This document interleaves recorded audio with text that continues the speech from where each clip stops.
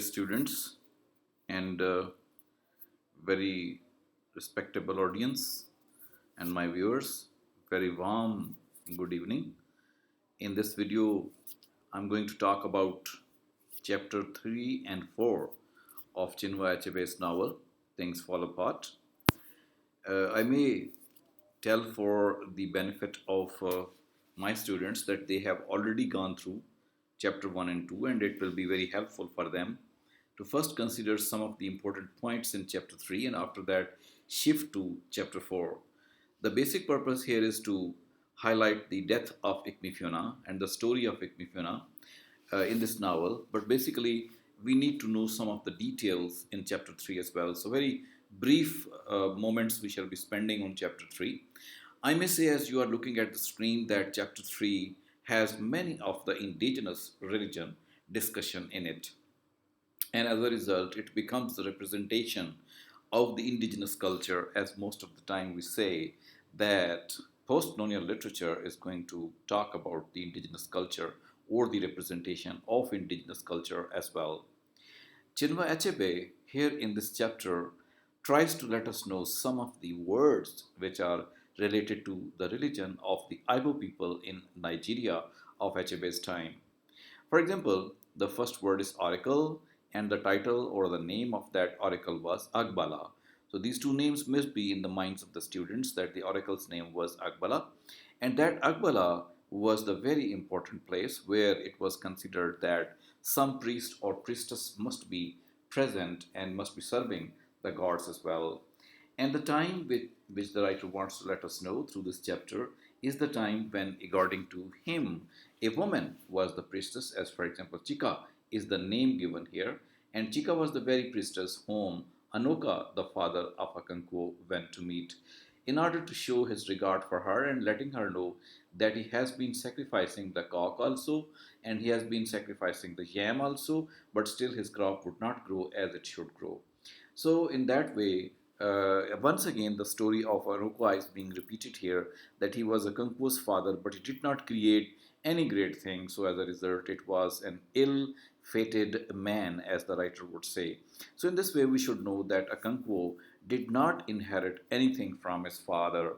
However, one day he met a man whose name was Nabakebi. He was the friend of his father, and he was a very wealthy man, as we have been told that he would store his yams in big stores. He had 9 wives and he had 36 children, 30 children only in his account. And so, in that way, he possessed all the qualities. I mean, the crop also, many number of wives also, big number of children also. In that way, he was not only rich but also he was skillful person. From that person, our hero Kanku was able to know how he can grow his crop and how he can do anything like that.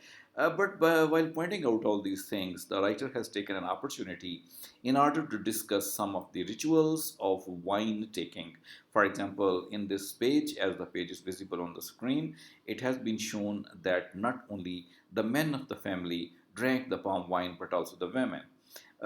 First of all, the wine was taken by the man who would have brought the wine pot. So Akankuo took the wine, and after that, his wife, which is the elder wife, she's been called to take the cup of wine, and after that, other men would continue to do so.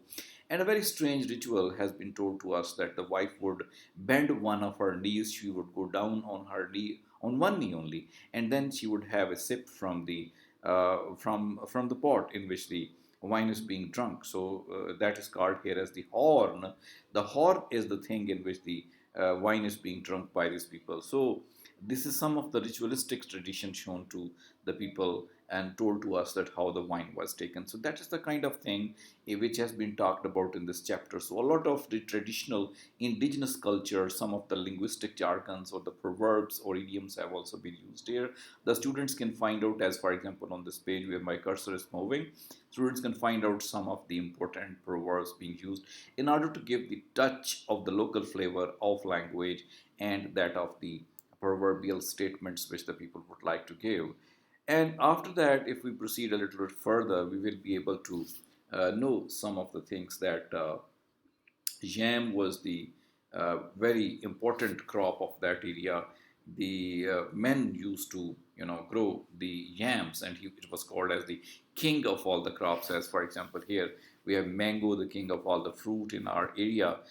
Here we have the yam to be the king of all these crops, but alongside that we can also see that some other crops were grown, but these were not the big money bringing crops. For example, the cocoa, yam, beans, and cassava that was prepared, that was grown by the women. So it was a kind of womanly crop, and the yam was the crop of the men's crop. So even in case of the crops, we have some kind of discrimination on the basis of gender, and men's gender have been shown to be the superior one.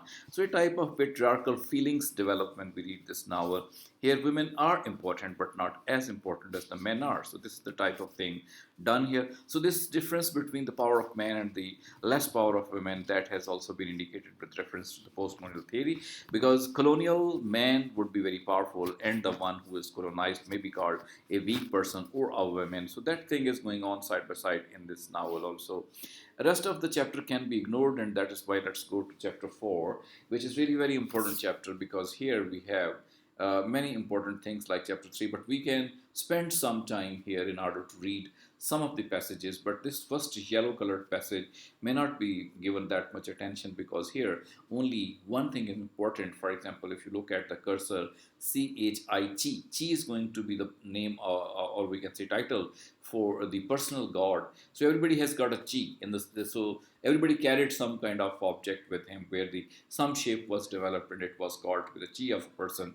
And if the chi is good, the person is good, or if the person is good, the chi is good. If the person is happy, the chi is happy, and if person is not happy, chi is not happy. So it's a kind of externalization of the internal situation of the character, so that chi is going to be symbolically presenting itself.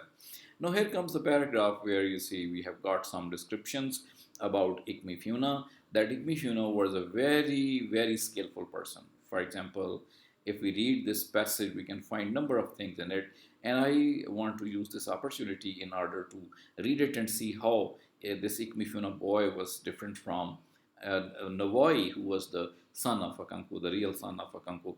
And I think some of you may be reminding and recalling yourself that who was Ikmifuna. He was the son of Mabano tribe, and he was brought as indemnity or the fine of the fight which occurred. And as a result, one boy, one girl was given to a Mufia tribe by Mabano tribe as a kind of compensation. So therefore, Ikmifuna is one of those boys, and we here have to see what happens with Ikmifuna, or what is the kind of person he's going to be. For example, if we read this paragraph, we can say that once or twice he tried to run away, but he did not know where to begin. He thought of his mother and his 3-year-old sister and wept bitterly. Nawai's mother was very kind to him and treated him as one of our own children, but all he said was, "When I shall go home." When the Kanku heard that he would not eat any food, he came into the hut with a big stick in his hand and stood over him while he swallowed his yam, trembling. A few moments later, he went behind the hut and began to vomit painfully. Nawai's mother went to him and placed her hands on his chest and on his back. He was ill for 3 market weeks, and when he recovered, he seemed to have overcome his great fear and sadness. So that is the type of introduction of Ikmifuna. As a boy, he's a very good boy, but he was running fever, he was ill, and he was unable to eat the good food, but he was very much fearful of Akankuo, and as a result, he would do anything, but ultimately it was proving bad for him. And same is the case with the boy who was the son of Kanku, Nawai. He was not a good type of son, as Kanku would say. However, Ikmifuna was the reverse of that, because Ikmifuna had so many characteristics in him that he could climb up the trees, he could bring the yams from the ground, he could do anything, he could run errands as well. So that is why Akonku loved him more as compared to his own son. For example, here we have some of the details how the people tried to save Kankwo's feelings, and they would say that Ikmifuna should not be killed in the same way as there was this kind of plan. So some of the fights, some of the ill treatment of the women has also been talked about in this chapter, but that's not important. And let's now talk about some more things which have been important in this chapter. Azini is the wife of Akankwo, and that beating of the wife has been talked about. As a result, some kind of fine was also imposed upon Akankwo. That's not important. Azini, the name of the wife, may be remembered. And then, yes, of course, some of the cultures have some weeks or some months specified where the war and fights would not take place, where anything evil would not be done. So, in case of a Kanku as well, a week of peace is the time where no beating of the wives should be done, but it was done. It is in the same fashion as we had in Holy Prophet's time, that some months were there where it was the something bad, that the war should be there. So war was stopped in those months. The months of peace may be there. Same is the case with the people of Africa, Igbo culture, where some of the weeks were celebrated where nobody was required to fight with each other. Now, in this chapter, if you look at the yellow colored page, lines, and passages, you can see that more and more talk has been done with respect to yams. So, yams are the big potatoes, and they are thought to be the source of income and source of food and source of nobility and source of becoming rich and important person as well. So Kangpo was able to grow a large quantity of yams, and Ikmifuna helped him a lot, but his own son did not help him in the way as he should do. So same was the case with the women as well. They too tried to help in growing this crop. So yam is going to be the chief crop of these people, where this crop was cultivated in huge quantity, and sometimes it grew very well, and sometimes it did not. But whatever the case may be, the possession of the bags of yam or big quantity of yam was thought to be the sign of richness, and Akanko was growing season after season the good crop of this fruit, yam, and this vegetable, but let us say whatever it can be. So yams were the source of all these things. So the importance of the yams has been talked about here. And then, if we continue to proceed further, we shall find some of the details about the story of Ikmifuna here. Like in the yellow colored, passage, we can read, for example, let me read this passage for you so everybody can have a point. So I'm starting from the first line of the page. Ikmifuna had begun to feel like a member of a composed family.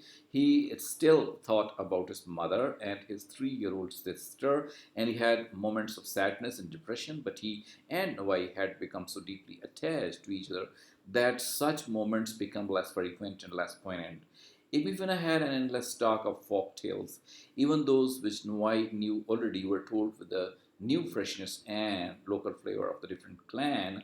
Nawai remembered the period every vividly till the end of his life. He even remembered how he had laughed when Ignifiona told him that the proper name for a corn cob with only a few scattered grains was Easy Egadi Nawai, or the teeth of an old woman. Nawai's mind had gone immediately to Navaiki, who lived near the Udala tree. She had about 3 teeth and was always smoking her pipe. Gradually, the rain became lighter, and his frequent and earth and sky once again became separate. The rain fell in thin, slanting showers through sunshine and quiet breeze. Children no longer stayed indoors, but rather about singing. The rain is falling, the sun is shining. Alone, Nanadi is cooking and eating. Nawai always wondered who Nadi was and why he should live all by himself cooking and eating. In the end, he decided that Nadi must live in that land of Ikmpuna's favorite story, where the ant holds his court in splendor and the sands dance forever. So Ikmifuna has been introduced here to be a boy full of certain characteristics, and we are also reminded that Ikmifuna was the boy brought from a Banu tribe as a fine or as an indemnity. So now he is going to face the kind of punishment that was waiting for him. But before that, writer takes a lot of time in mentioning to us who Ikmifuna was and how many characteristics he possessed and how much he was liked by the family of Akankuo and Akankuo himself. In a very short time, Ikmifuna was able to secure the happiness of the family of Akankuo, confidence of Akankuo himself, and a place among the women folk and men folk and other people, especially with Nawai, the son of Akankuo. He was so much popular. So, readers and viewers and students, thank you very much for watching this. Next time, we will be able to talk the same story of Ikmifuna in chapter 5, but so far, chapter 3 and 4 are covered. The important thing is about the local culture. One can try to find out the names of gods, goddesses, and the name of other rituals and the kind of traditions which were observed. Same is the case with the introduction to Ifnifuna, that what is going to happen to him And so the local culture has been highlighted in a very great detail, and that is the one of the characters of postcolonial literature. So after reading these two chapters, we can say that there is a lot of the color of indigenous people, their culture, their values, their systems, whatever they had established, are being talked about in these two chapters. And the story of Igmifuna will continue. And so, one day, very soon, we will be able to connect with chapter 5 in order to continue with the story of Igmifuna. So that's it from me for this day. Hopefully, you have learned a lot. I'm sorry, I'm using the word lot, but still something has been learned. And if you understand that, if you feel good, if you have got some knowledge out of that, do not hesitate to click the subscribe button of my channel. More videos are in pipeline, and so you will be enjoying all that. So thank you very much, all of you, for watching this, and definitely here the time has come to say good evening once again and goodbye as well. Thank you.